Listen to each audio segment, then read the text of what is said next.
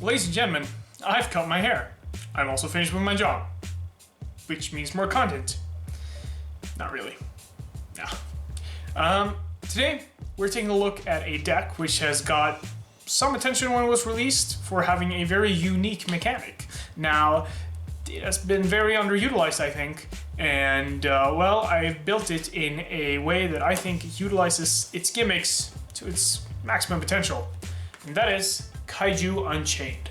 Alright, so the idea behind the deck is pretty straightforward. The fact that you can link away your opponent's cards with the Unchained cards, pop stuff, and well, it just makes sense to go second with it, and Kaijus make that a lot easier. So that's the basic game plan. It's not that difficult. So for the Unchained monsters, we start with, of course, 3 Arua. Your a really good combo piece. It's a spec, so you don't have to use your normal. Rakia, because we need to play as many names as possible, and this one can actually be useful in the battle phase as well. And then Sarama. Now this one is probably my favorite, simply because it's an inherent +1 basically if you get off its effect, but it's a bit bricky. It's not a good starter, so you want to use this as an extender sort of. And then for the big boys, we have 2 Doggo and 2 Unchained Soul. So this guy is really good for OTK as well as popping stuff naturally, and this guy is only really good for finishing OTKs, but also linking off your opponent's cards, and that's mainly you're going to be using this. Now, if you draw, you don't roll play a one-off of this, because if you draw it, then it's kind of dead. So I usually play 2. And also, it allows for a little bit more grind game, but you know, that ratio is up for debate, but I think that 2 is the correct number. Then for other monsters, we play 2 Tour Guide. It helps with, well, I mean, it's more damage, technically. You can link for stuff, extra body. And then we have a Kaiju package of 5 Kaijus. Now, the most important one here is Gamma mainly because it allows you to put up negates, which is really good. So you're going to be Kaijuing your opponent with one of these guys, summoning this on your own side of the field, and then link away the opponent's Kaiju with your Doggo, which is going to give you the link too, and from there you can just swing for a lot of damage, and you know, you got negates, you got interactions, all the good stuff, and you broke the board. So those are the Kaijus we play. And we play 3 Nibiru, OTK potential, just like in my Necross deck profile. Plus, well, it gives the opponent a monster that you can link away with, which is pretty good. And then 3 Rhoda. Well, I mean, not Rhoda, but it is Rhoda. This one is really good, necessary for the deck to function. I mean, it's Rhoda. There's nothing more to say about that. I played 2. I might cut this down to 1, because it's not that good. It's okay, but it's really not that great. So potentially you could cut this to 1. I would consider it. These I would ideally play 3 off. However, I couldn't find a 3rd one. But yeah, you could replace one of these with one more of these, because this is really good. So you can set up monsters on your opponent's side of the turn, blow their board out, and, well, I mean, set up negates with Gamma Seal also if you want to. And then, of course, we play 2 Kyoto Waterfront for our field spell, so that we can set up negates easier, etc., etc. That's basically it for the Kaiju package. And we'll play 3 Darkhold. Now, this is sort of spicy, because Darkhold can work both against your opponent and in your favor, because if you blow up your own stuff, well, you'll be plussing off of them, which is really, really good. And so this can actually be used as an extender, as well as, well, a chance to blow up your opponent's board, so pretty damn good. It's a nuke and an extender. Pretty good. 3 Abominable Chamber, and 3 Escape.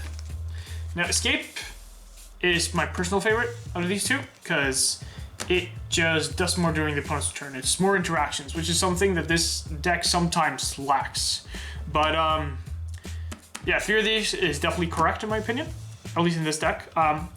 Could cut this down to 2, but you want to open as many Unchained cards as possible, so no, keep it at 3 if you can. And then for the last traps, we have 3 infinite impermanents. Now these could be substituted with anything else basically. It doesn't have to be imperm, but I had them and they fit into the deck and the style of play, so I thought that this is pretty good. Now, it's actually reasonable to cut this for effect failure, simply because effect failure can be used if you've rerolled, for example, whereas this cannot. That's the main. Now for the extra, we play the Unchained Soul Rage. You'll be going into this guy a lot, so you need 3. 2 of the Link 3, Anguish, and 2 Abomination. Now, this guy is, he's good-ish, but there are other guys that you can make instead of him, but I mean, he's good. You could potentially, these are sort of expensive, but I mean, if you're buying this deck, you should be ready to waste money because it's expensive and it doesn't really do, it's not super competitive in the metagame. However, I've been doing pretty well with this variant at my locals, so. And then for the miscellaneous stuff, we have Topologic Bomb Dragon and a Topologic Zero Boros for our Link Force. And then because you can make these with, what's it called? You can make this with your dogs, because they're both darks and they only require 2 effect monsters, so they can be pretty good. You can use Soul, link off a Link 2 that the opponent has, and make these, which are it's a pretty good play, actually. And then, of course, you can use your Unchained monsters to spec something to these arrows to wipe your opponent's board on their turn. You play a Nightmare package. You can cut this guy for IP Masquerena. I didn't have one, but you could definitely cut this guy. He's not that amazing. It would be better if you could pop your own stuff as well. I mean, all this would be in the deck, but you can't, so you can play this, but you can just replace this with IP Masquerena if you have it. Then we play 1 Soldier of Chaos. Now, I was debating whether or not to play this. He's strong, but he's not like amazing in this deck, because rather you'd probably be making other plays for just hit for damage. But yeah, if you need something that can't be targeted, it can't be destroyed, there you go. Pretty useful. And then we play a Dingirsu and a Xenophond. So Dingirsu with Sense, and his Dingirsu. And number 68, I mean, you can just sort of hinder them from speccing stuff, which is pretty good. So you can definitely cut these, but I think they're sort of a spicy take on the extra. So I like having the non-destruction removal, and this can just, in certain matchups, this can be great. However, you could consider this for the side instead if you want to.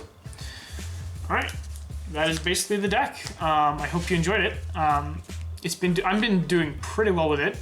I think I've a win rate of about 70% or so.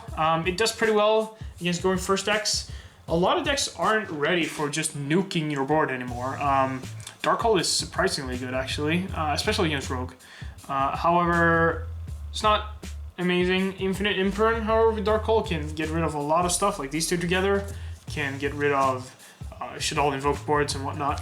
So, deck's pretty decent.